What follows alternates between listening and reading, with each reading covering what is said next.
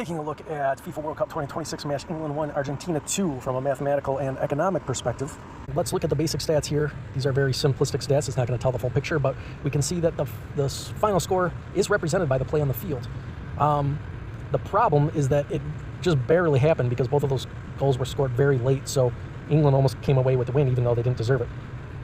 This gets to something called the law of large numbers, which was discovered in the Renaissance and proven shortly before the Industrial Revolution, that says the more times you run an experiment, the closer the average of all the results will be to the truth.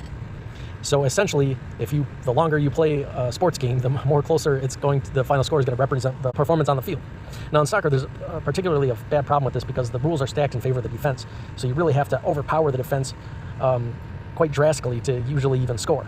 There are some fixes for this, but it's happening very slowly over courses of centuries.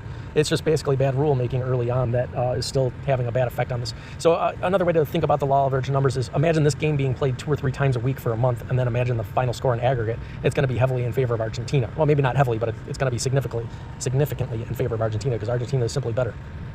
So we can say that this game is very barely mathematically accurate due to the 2 late goals, but we can definitely see a situation where that would not have happened.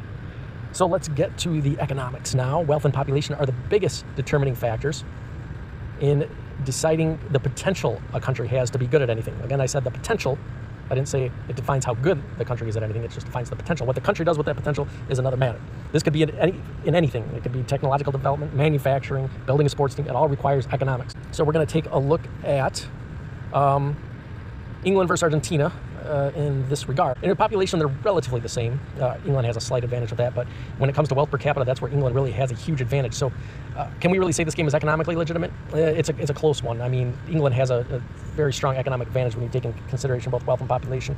But anyway, it's close. So we could say that this game is barely economically legitimate. So unfortunately, in the U.S. and a few other countries, school systems are often tied to youth and development sports, and they found out in the early 1900s that the larger schools were often outperforming the smaller schools, usually outperforming them. So they started classifying schools in different divisions based on student enrollment so that schools of similar sizes would be playing each other in sports.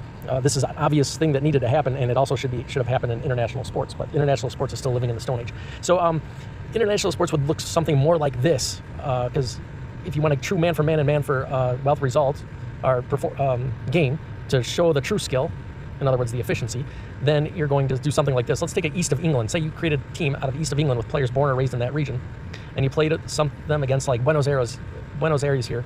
That would be they're about the same size economically, because you got to take into consideration both wealth and population. In that case, you would have a real man for man, man for wealth result, and you could evaluate properly the true skill of the teams.